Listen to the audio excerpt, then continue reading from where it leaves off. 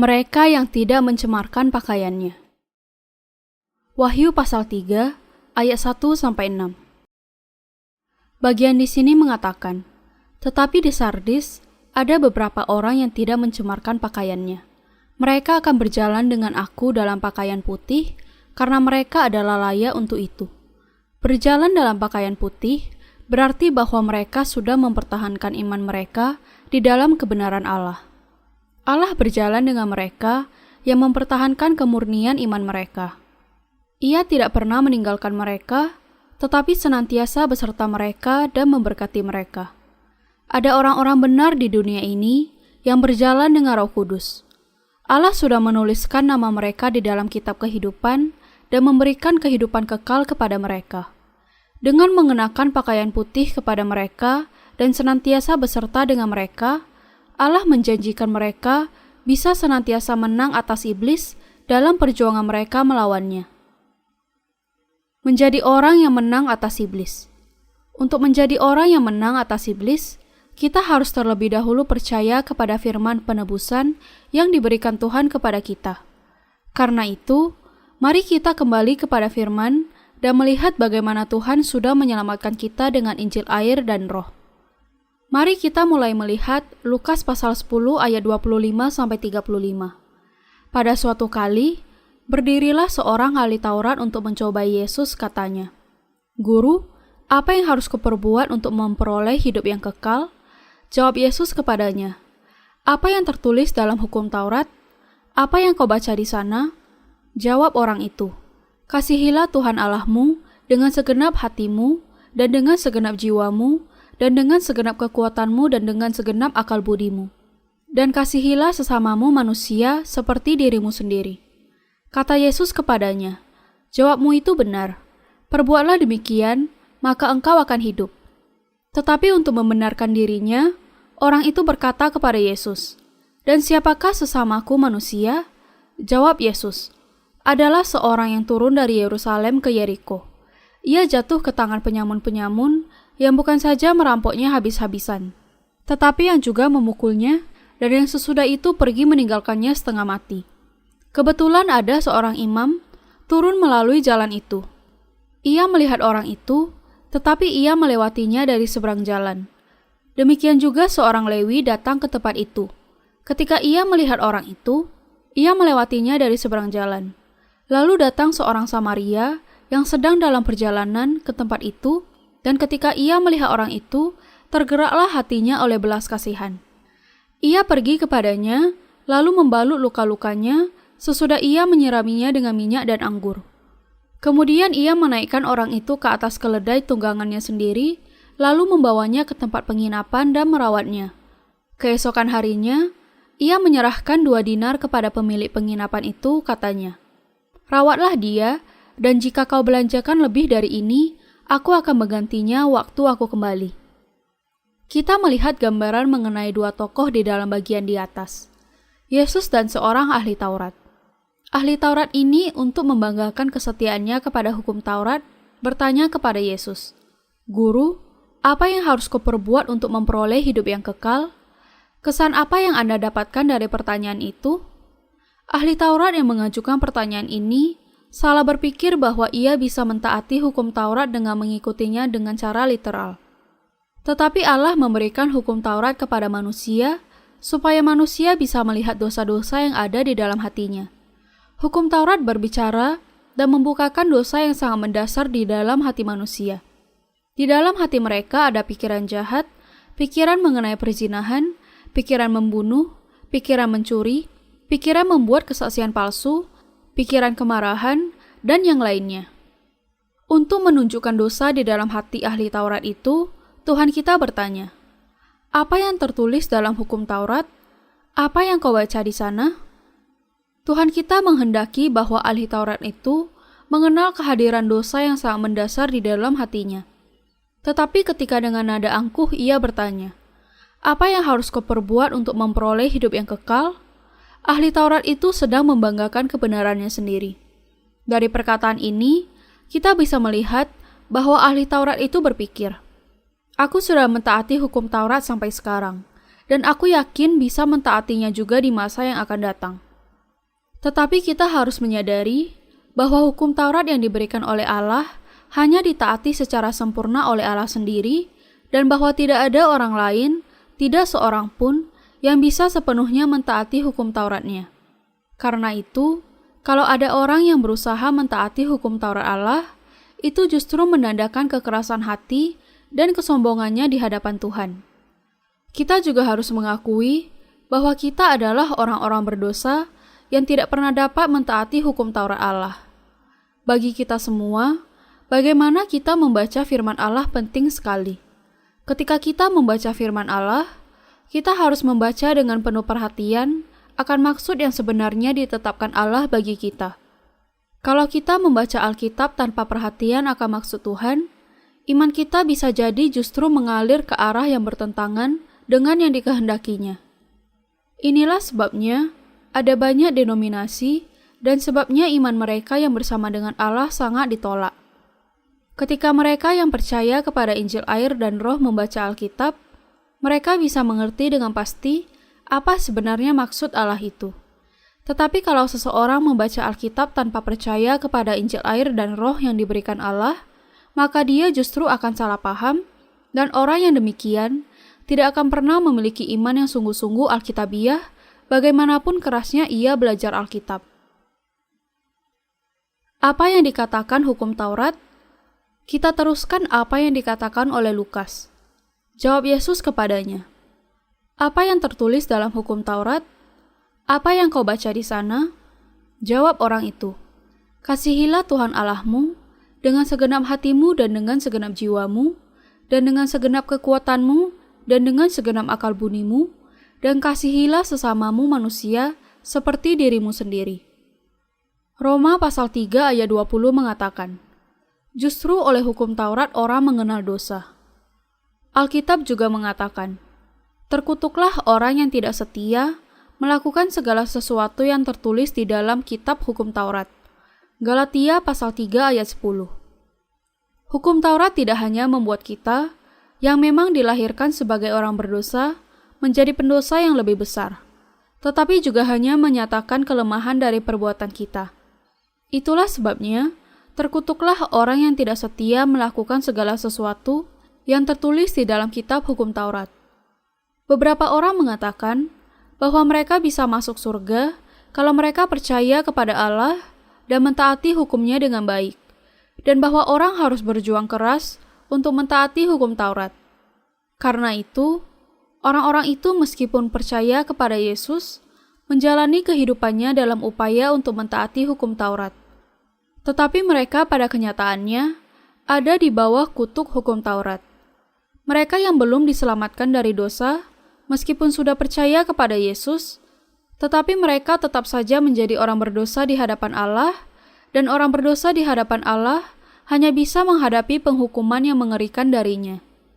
Inilah sebabnya Yesus, yang adalah Allah, datang menjadi juru selamat kita dan menjadi penebus bagi orang berdosa. Lebih jauh lagi, dengan kata lain, Yesus membereskan semua dosa-dosa kita dengan dibaptiskan di Sungai Yordan. Apakah Anda tahu bahwa baptisan adalah tanda keselamatan yang membasuh segala dosa kita? Baptisan Yesus adalah satu-satunya cara yang ditetapkan Allah untuk membasuh segala dosa kita. Alkitab mengatakan kepada kita di dalam Matius pasal 3 ayat 15, "Biarlah hal itu terjadi, karena demikianlah sepatutnya kita menggenapkan seluruh kebenaran." Kata demikianlah di sini berarti dalam bahasa aslinya yang paling tepat atau yang paling cocok. Dengan kata lain, paling tepat dan paling cocok bahwa Yesus menanggung segala dosa ke atas dirinya melalui baptisannya oleh Yohanes. Baptisan Yesus Kristus, singkatnya, membereskan segala dosa kita. Yesus Kristus membebaskan kita dari dosa-dosa kita dengan dibaptiskan dan mati di kayu salib. Ketika manusia mengenal kebenaran yang pasti ini dan melawan dusta, Allah menyebut mereka sebagai orang-orang yang menang. Siapa yang harus dilawan oleh orang-orang yang dilahirkan kembali? Orang-orang yang dilahirkan kembali harus berjuang melawan dan menang atas legalisme. Dalam istilah agama, para ahli Taurat nampak baik, tetapi di dalam hati mereka, adalah orang-orang yang melawan Allah.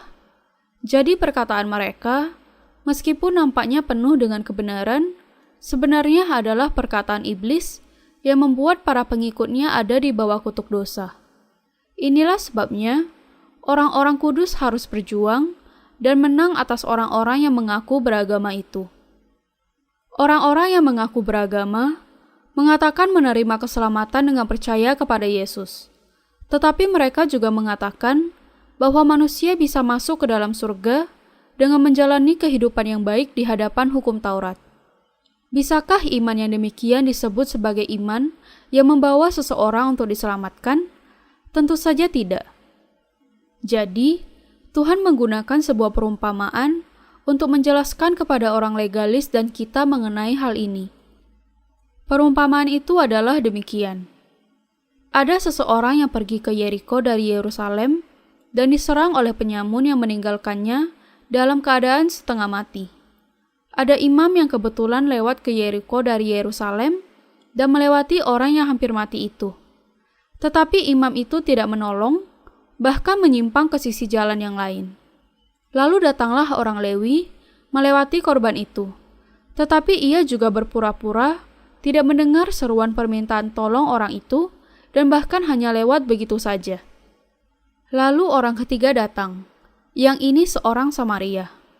Berbeda dengan imam dan orang Lewi, orang Samaria ini langsung membalut luka orang itu, mengolesnya dengan minyak dan anggur, mengangkutnya dengan binatang miliknya, dan merawatnya. Ia bahkan memberi uang kepada penjaga penginapan sambil berkata, "Urus dia baik-baik. Saya akan kembali nanti. Kalau Anda mengeluarkan uang lebih dari yang saya berikan untuk mengobatinya, saya akan membayar dalam perjalanan pulang saya. Lakukan apa saja untuk menolong orang ini." Siapa di antara ketiga orang itu yang baik? Orang Samaria itu tentu saja. Orang Samaria ini melambangkan diri Yesus. Yang menyelamatkan orang berdosa seperti kita bukanlah hukum Taurat, bukan para pengajar, pemimpin, atau kekuatan diri sendiri, perjuangan atau doa pertobatan. Hanya Yesus yang datang ke dunia ini untuk membasuh segala dosa kita yang adalah juru selamat kita.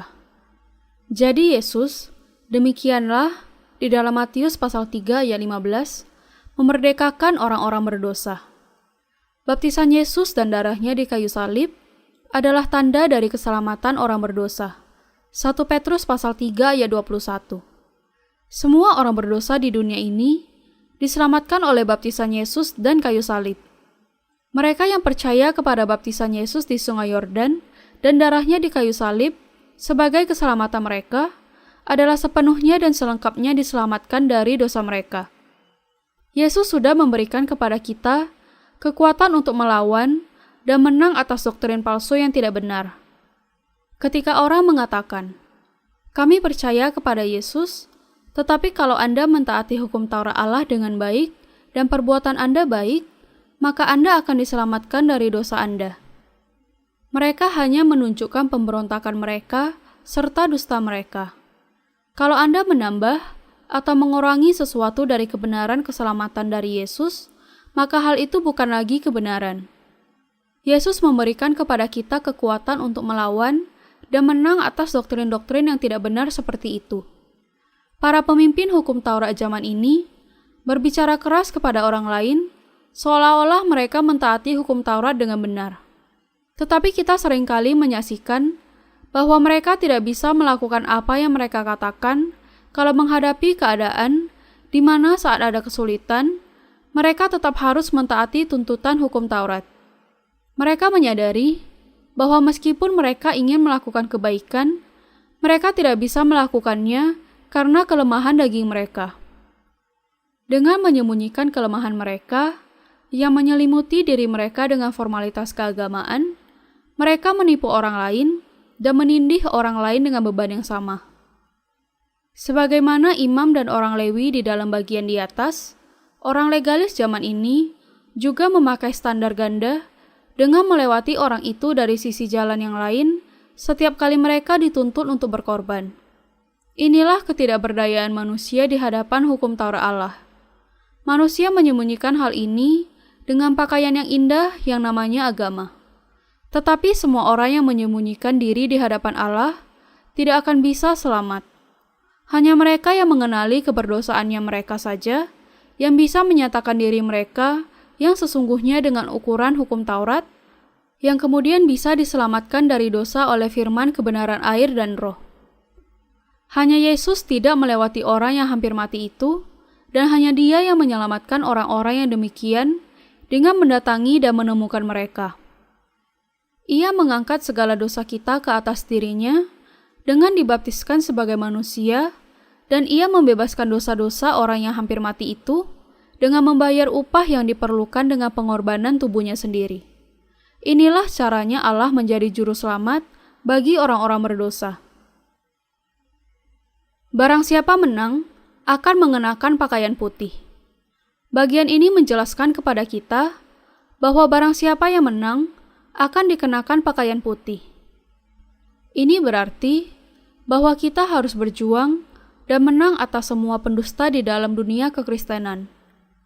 Bahkan ketika kita sedang berbicara ini, para pendusta itu mengajari orang untuk percaya kepada Yesus dan hidup dalam kebaikan. Hidup dalam kebaikan tentu saja adalah hal yang benar. Tetapi pada dasarnya, hati manusia dipenuhi dengan berbagai hal yang menjijikkan, dari pembunuhan kepada perzinahan, pencurian, dan iri hati, dan mengatakan bahwa orang-orang itu harus hidup di dalam kebaikan, meskipun maksudnya benar, sama saja dengan mendorong mereka kepada kehidupan semata dan bahkan mematikan mereka. Mengatakan kepada orang-orang yang dosanya sudah menimbun sampai ke lehernya untuk hidup dalam kebaikan adalah sama dengan membawa mereka kepada kebinasaan mereka sendiri. Dengan demikian, yang sungguh-sungguh mereka butuhkan adalah pertolongan untuk dibebaskan dari dosa-dosa mereka dengan mengajarkan kepada mereka kebenaran air dan roh yang bisa menyelamatkan mereka dari dosa-dosa dasar mereka.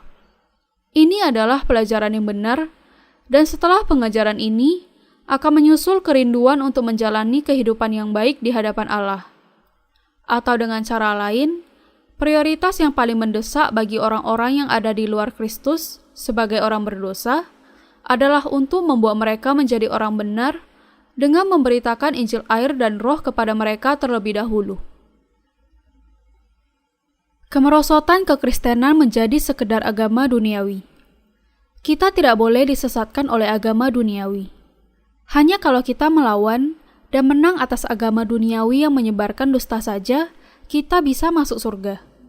Karena kita tidak akan bisa memelihara hukum Allah, kita membutuhkan anugerah keselamatan yang diberikan Yesus kepada kita, dan hanya dengan percaya kepada anugerah ini saja, kita bisa bertemu dengan Tuhan.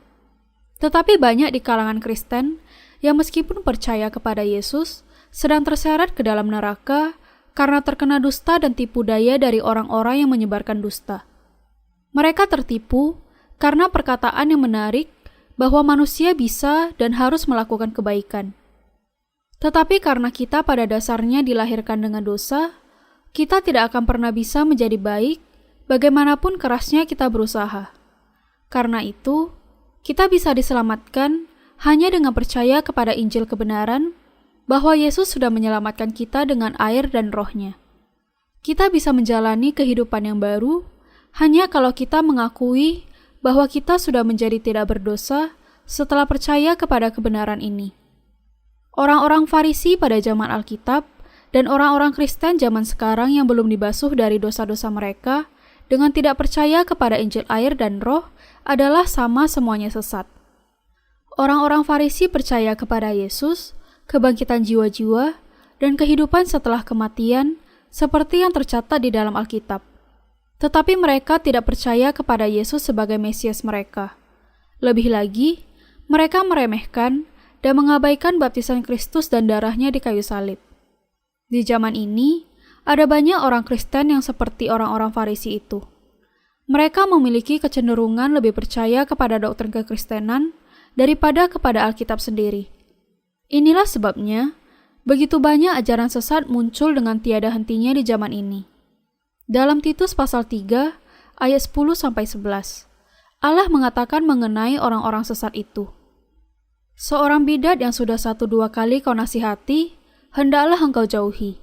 Engkau tahu bahwa orang yang semacam itu benar-benar sesat dan dengan dosanya menghukum dirinya sendiri.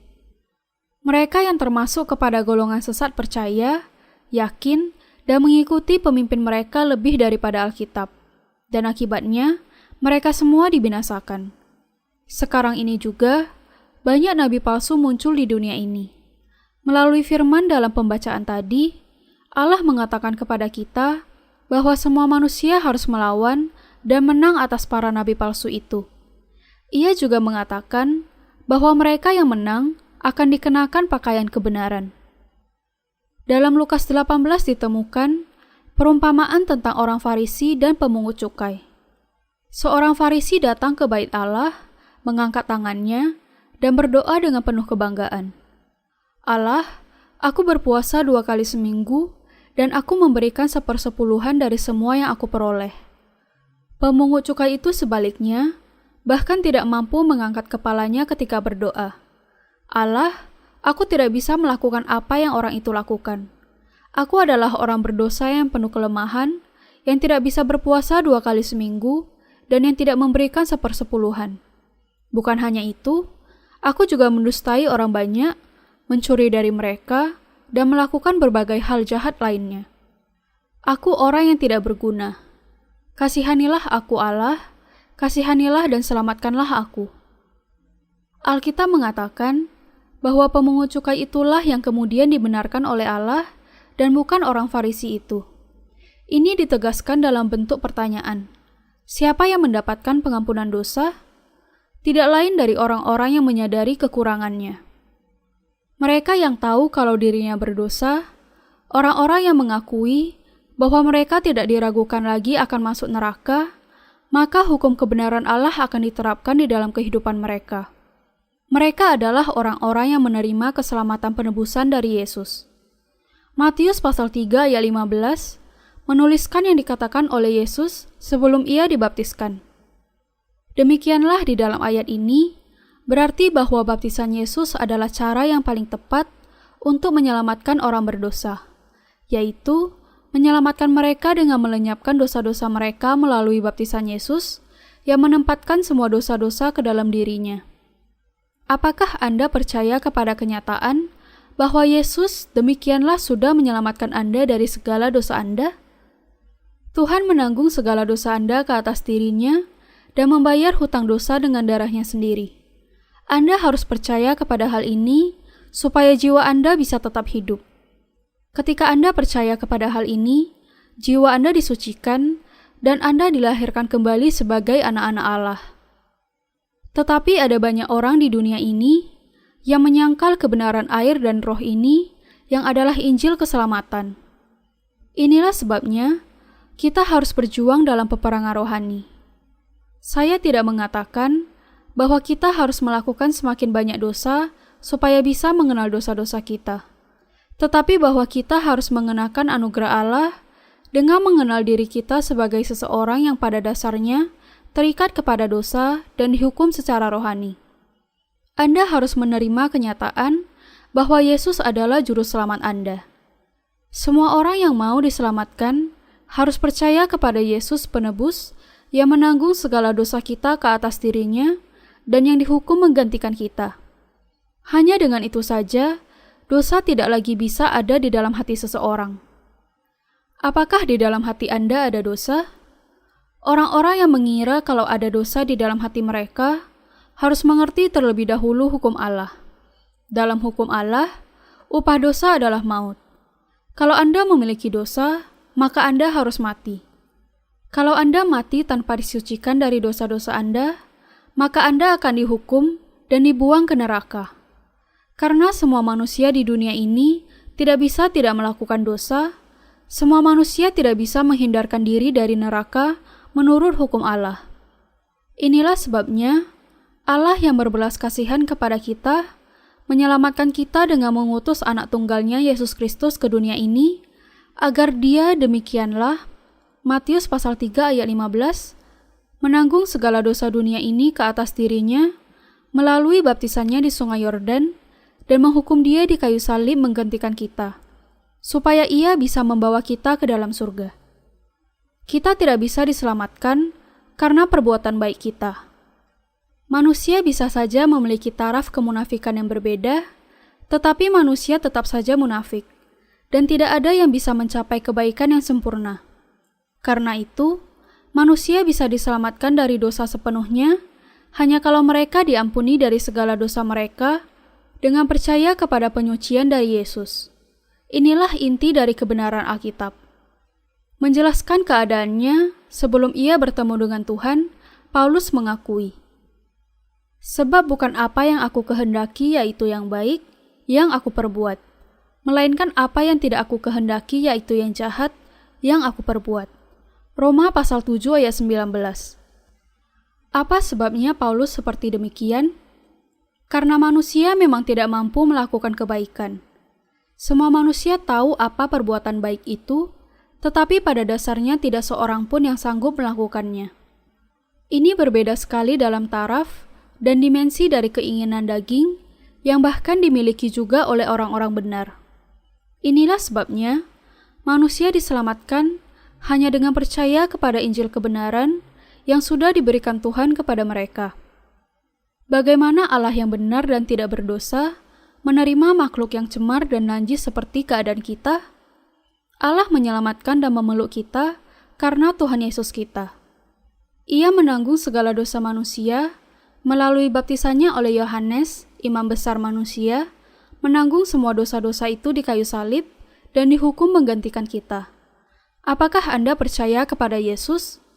Percaya kepada Yesus adalah percaya kepada apa yang dilakukannya untuk kita.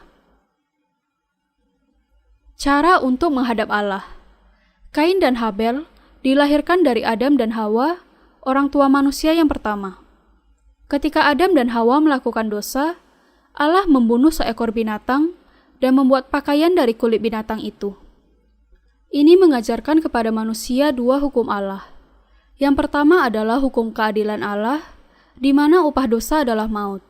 Dan yang lainnya adalah hukum kasih-Nya, di mana korban dibuat untuk menutupi dosa manusia yang memalukan itu. Adam dan Hawa, karena tipu daya iblis, melakukan dosa kepada Allah. Bagaimanapun caranya sampai mereka melakukan dosa, mereka tetap saja harus menerima kematian, karena memang upah dosa adalah maut di hadapan Allah. Tetapi Allah membunuh seekor binatang dan membuat pakaian dari kulit binatang itu.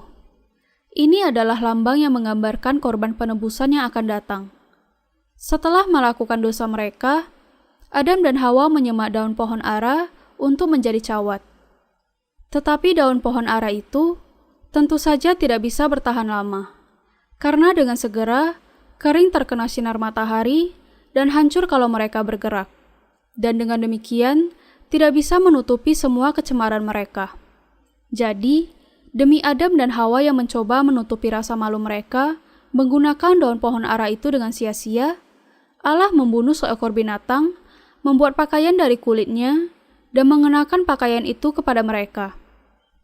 Melalui korban penghapus dosa, dengan kata lain, Allah menutupi semua rasa malu orang berdosa. Ini menjelaskan bagaimana kasih Allah dan keselamatannya yang adil. Adam dan Hawa menyadari bahwa Allah membunuh binatang itu dan bukan membunuh mereka, dan bahwa Ia sendiri menutupi rasa malu mereka dan menyelamatkan mereka. Mereka kemudian melanjutkan iman ini kepada anak-anak mereka.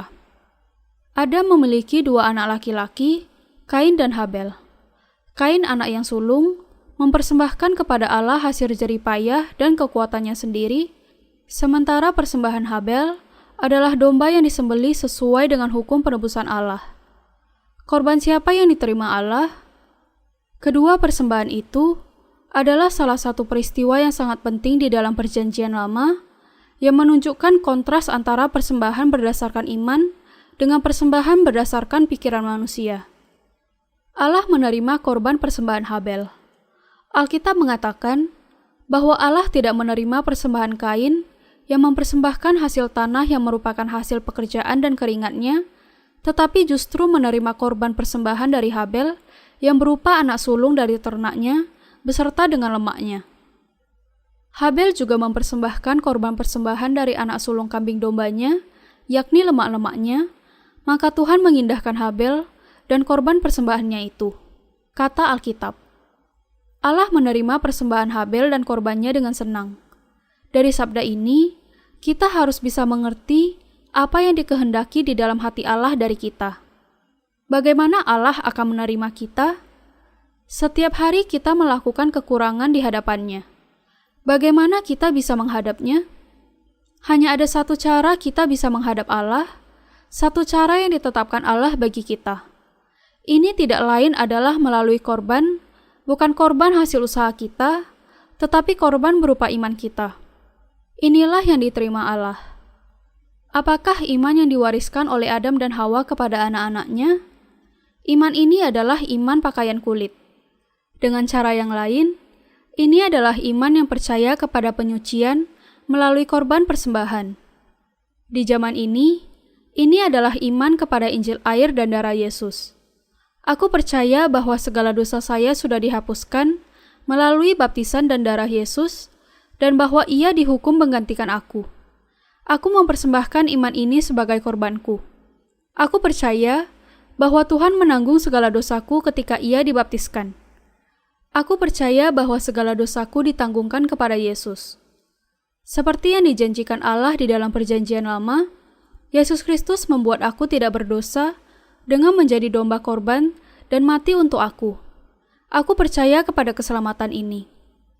Ketika kita menghadap Allah, percaya bahwa Tuhan sudah menyelamatkan kita. Allah menerima korban iman ini dan menyambut kita. Mengapa? Karena hanya oleh korban persembahannya saja dan bukan yang lain, kita menjadi tidak berdosa dan benar di hadapan Allah. Allah menerima kita karena kita memberikan kepadanya korban persembahan iman kita yang percaya bahwa Yesus adalah juru selamat kita. Ketika Allah menerima pengorbanan Yesus, dengan kata lain, Ia juga menerima kita di dalam Kristus. Alasannya adalah karena semua penghukuman atas dosa-dosa kita sudah diletakkan kepada korban itu, kita menjadi tidak berdosa. Inilah keadilan Allah dan kebenarannya. Ini juga kasih Allah dan kesempurnaan keselamatannya. Kita juga mempersembahkan iman Habel.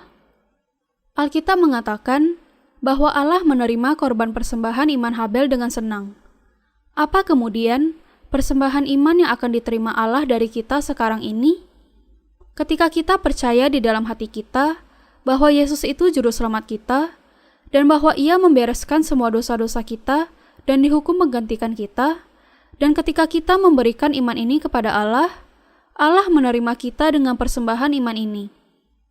Bagaimanapun kurangnya perbuatan kita, karena segala dosa kita sudah ditanggungkan kepada Yesus, dan karena Yesus sudah dihukum menggantikan kita, Allah Bapa melihat dosa-dosa ada di dalam Anaknya, bukan di dalam kita.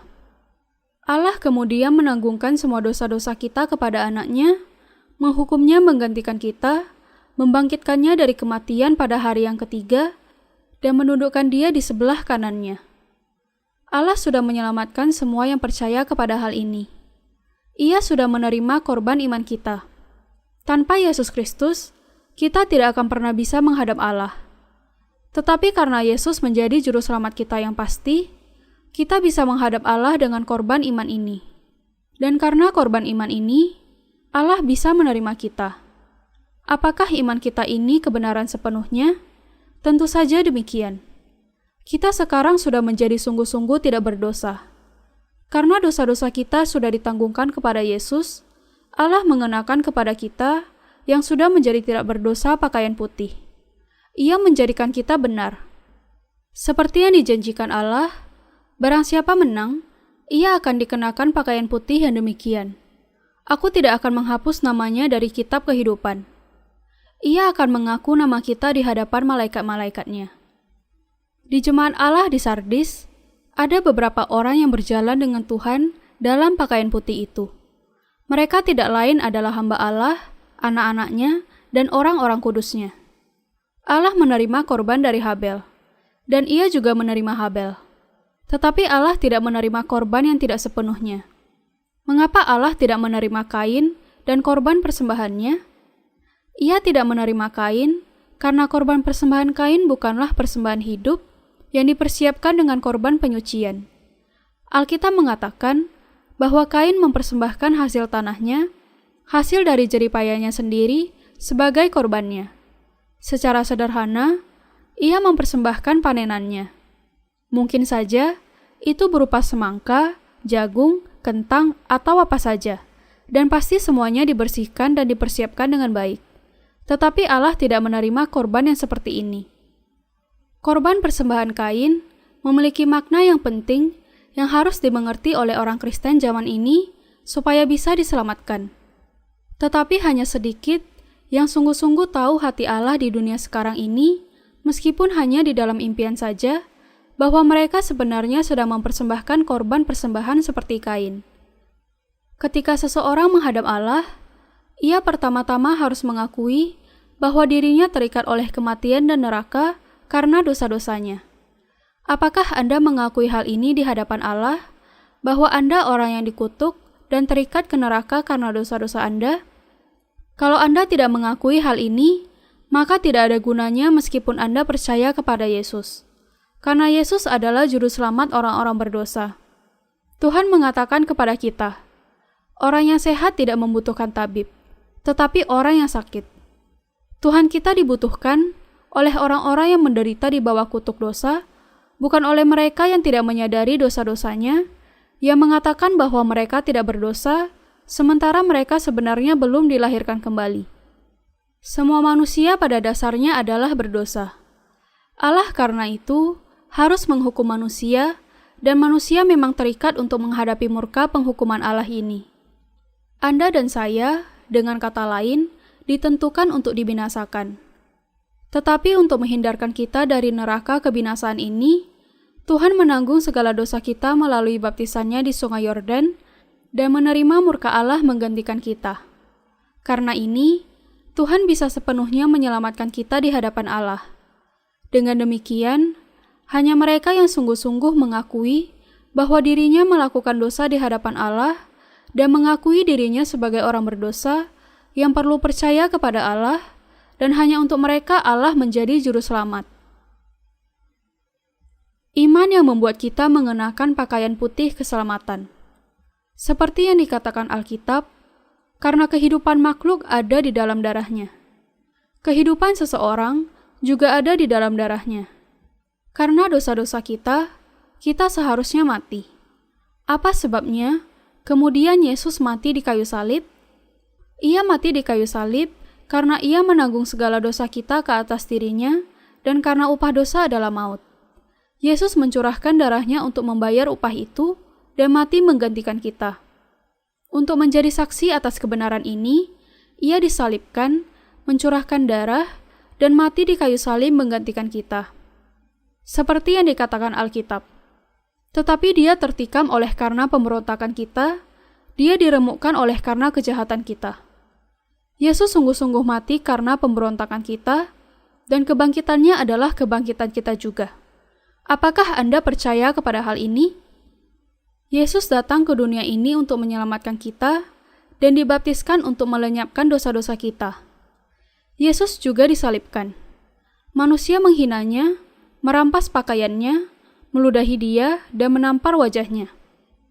Mengapa Yesus, yang adalah Allah, dipermalukan sampai ia ditampar dan diludahi? Tuhan kita direndahkan karena dosa-dosa kita. Kematian dan kebangkitan Tuhan kita, dengan itu, menjadi kematian dan kebangkitan kita semua. Tidak ada pemimpin agama yang bisa membereskan dosa-dosa kita. Bahkan Muhammad, atau Buddha, atau siapa saja di dunia ini, tidak akan memberikan hidupnya untuk dosa-dosa kita. Tetapi Yesus Kristus, Anak Allah, datang ke dunia ini dan menanggung segala dosa dengan baptisannya di Sungai Yordan dan menjadikan kita tidak berdosa. Dan untuk membebaskan kita dari kematian, kebinasaan dan kutuk, ia memberikan kehidupannya sendiri.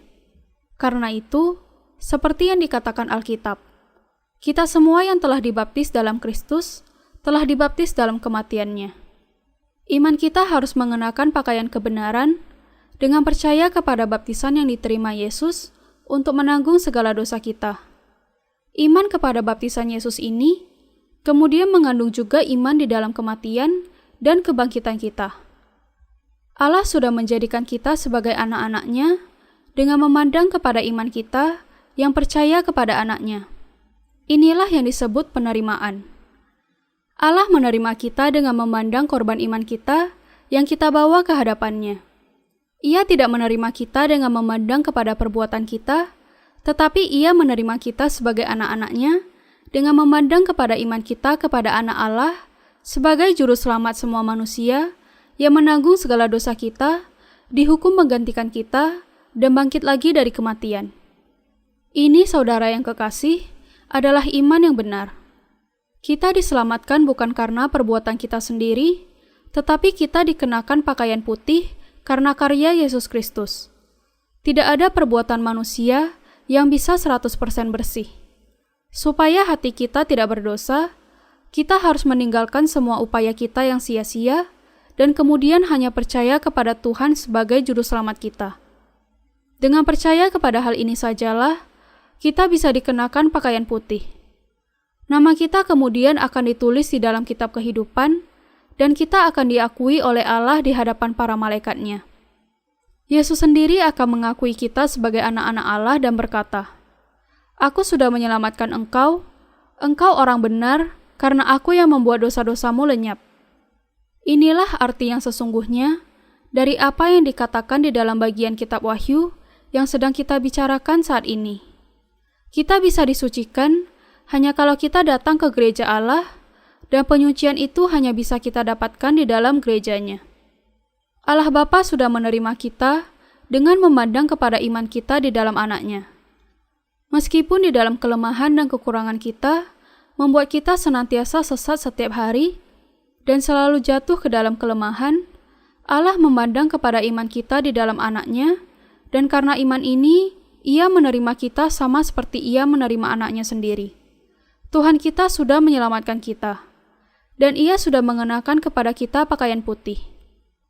Iman di dalam ketidakberdosaan hati kita adalah bukti kita mengenakan pakaian putih itu. Tuhan sudah berjanji bahwa ketika kita menghadap Allah dengan hati kita terlebih dahulu mengenakan pakaian putih, Ia akan mengubahkan tubuh kita menjadi tubuh ilahi. Di dunia ini, ada gereja Allah di mana orang-orang benar dan para orang-orang kudus Allah bisa ditemukan. Mereka adalah yang mengenakan pakaian putih, dan Allah bekerja melalui gereja dan para hamba-Nya. Mari kita membuka lagi Wahyu pasal 3 ayat 5. Barang siapa menang, ia akan dikenakan pakaian putih yang demikian. Aku tidak akan menghapus namanya dari kitab kehidupan, melainkan aku akan mengaku namanya di hadapan Bapa-Ku dan di hadapan para malaikat-Nya. Satu prasyarat yang diberikan Allah di dalam bagian di atas adalah bahwa Ia memberi pakaian putih dikenakan hanya oleh barang siapa menang. Kita harus menang. Tetapi mereka, yang meskipun percaya kepada Yesus, tetapi juga percaya bahwa dosa-dosa harian mereka harus diampuni dengan pengakuan harian, bukanlah orang-orang yang mengalahkan iblis dalam perjuangan mereka melawannya, tetapi justru orang-orang yang kalah.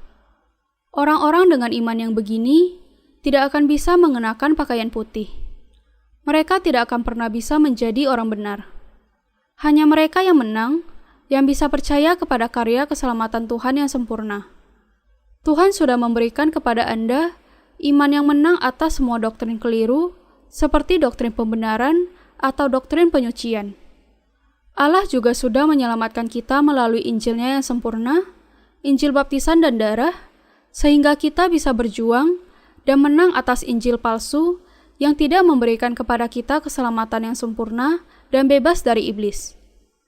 Kita hanya harus menyerahkan dosa-dosa kita dengan iman, dengan yakin mengakui di dalam hati kita bahwa dosa-dosa kita sudah ditanggungkan kepada Yesus.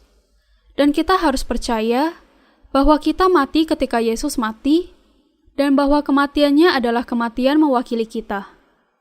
Kita juga harus percaya bahwa Yesus bangkit dari kematian untuk membuat kita bangkit kembali. Ketika kita memiliki keyakinan iman akan kebenaran ini, Allah dengan memandang kepada iman kita, akan menerima kita sebagai orang-orang benar. Ini dengan cara lain adalah makna sabda. Tetapi semua orang yang menerimanya, diberinya kuasa supaya menjadi anak-anak Allah, yaitu mereka yang percaya dalam namanya. Yohanes pasal 1 ayat 12. Manusia tidak menjadi anak-anak Allah hanya dengan mengatakan di mulut mereka, "Aku percaya kepada Yesus." Ketika pada kenyataannya, mereka bahkan tidak memiliki pemahaman yang benar tentang Yesus sama sekali. Firman Allah melanjutkan, orang-orang yang diperanakkan bukan dari darah atau dari daging, bukan pula secara jasmani oleh keinginan seorang laki-laki, melainkan dari Allah. Ini benar. Menjadi anak-anak Allah hanya bisa terjadi melalui iman. Untuk ini, kita harus berjuang melawan dan mengalahkan para pendusta. Mereka yang sudah menerima pengampunan dosa dengan cara mengalahkan para pendusta harus berjalan dengan Allah dengan cara mengalahkan kehendak daging juga. Mereka harus hidup, dengan kata lain, dengan kehendak Allah. Apa kemudian kehendak Allah itu? Kehendak Allah adalah agar semua yang sudah mengenakan pakaian putih untuk bersatu bersama dan melayani Injil-Nya. Kehendaknya adalah agar orang-orang benar meskipun jaraknya terpisah, bisa bersama-sama menyembah, melayani, dan memuji Allah.